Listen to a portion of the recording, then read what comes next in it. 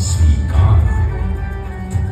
गांधी बापू का शिष्य, सत्य अहिंसा का अवतार, किंतु एक भारत करने को धर लेता हथियार। लौह पुरुष संबोधन था वो लोहे की दीवार। तेज पुंज तुम, शक्ति पीठ तुम, बल का सागर अपरंपार। ऋणी देश का नम्र नमन, तुम स्वीकारो सम्मान।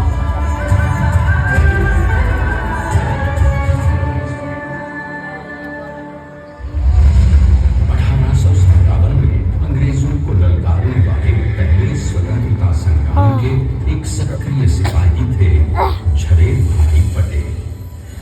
करमसद गांव के इस बहादुर देशभक्त किसान और उनकी पत्नी लाड भाई के 5 बेटों और एक बेटी में से चौथे पुत्र थे वल्लभ भाई। बालक वल्लभ ने करमसद के बाद नडियाद से अपनी हाई स्कूल की शिक्षा पूरी की। फिर 13 साल की उम्र में उनकी शादी भी हो गई छोटी सी झवेर बाई से।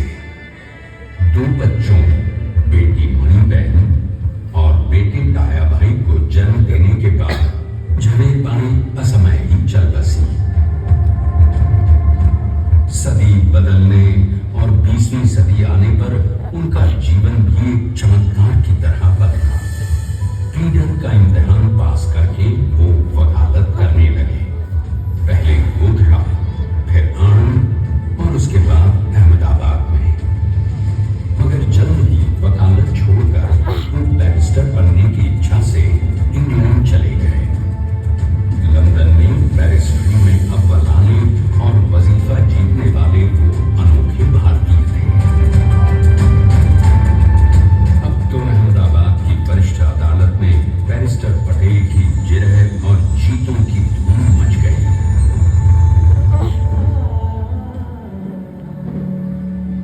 तभी एक युग पुरुष ने वल्लभ भाई के जीवन की धारा ही बदल दी। दक्षिण अफ्रीका में सत्याग्रह के अहिंसक अस्त्र से गोरे शासकों को सबक सिखाकर भारत वापस आए बैरिस्टर मोहनदास करमचंद गांधी से मिलकर वल्लभ भाई ने अपने कुछ वर्षों से सीखे विदेशी व्यवहार और संस्कार हमेशा के लिए त्याग किए और अब वो अपने खेड़ा के किसानों को हक दिलाने के लिए बापू के साथ आंदोलन में कूद पड़े। अब उनके पैरों में जूते नहीं, गांव की धूल थी। हृदय में भारत भूमि की शस्य श्यामला धरती। मन में थे गांधी और मस्तिष्क में एक नए स्वतंत्र भारत का सपना।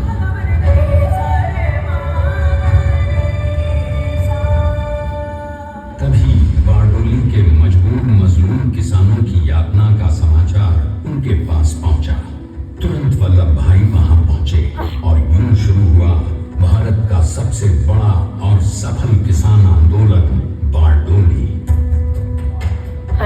वल्लभ भाई ने बारडोली के 87,000 किसानों को ऐसा अटल अडिग अचल मनोबल दिया कि अंग्रेजी सरकार हिल गई और 1 बरस के बाद उनका लगान माफ कर दिया गया। अब तो पूरे देश में लोग वल्लभ भाई के नाम की कस्में खाने लगे। स्वयं महात्मा गांधी ने कहा, अब वल्लभ भाई मेरे शिष्य या साथी नहीं, सारे देश के सरदार हैं। और देश को मिल गया एक अनोखा असरदार सरदार।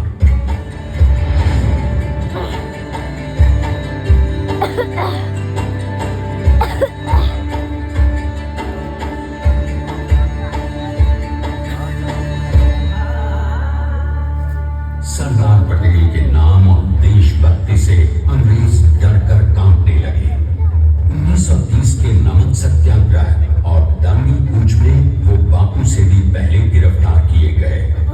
तो सन 1932 में फिर उन्हें बापू के साथ ही जेल में 2 सालों के लिए डाल दिया।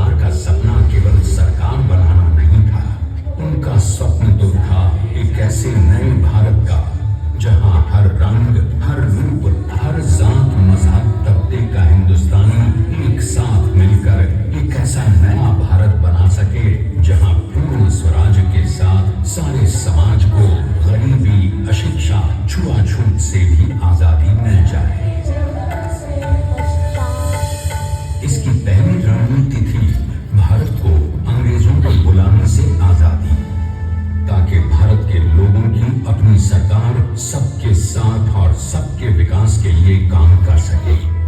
बापू की अगुवाई में अब देश ने अंग्रेजों को अंतिम चेतावनी दे दी, करेंगे या मरेंगे, क्विट इंडिया, अंग्रेजों भारत छोड़ो।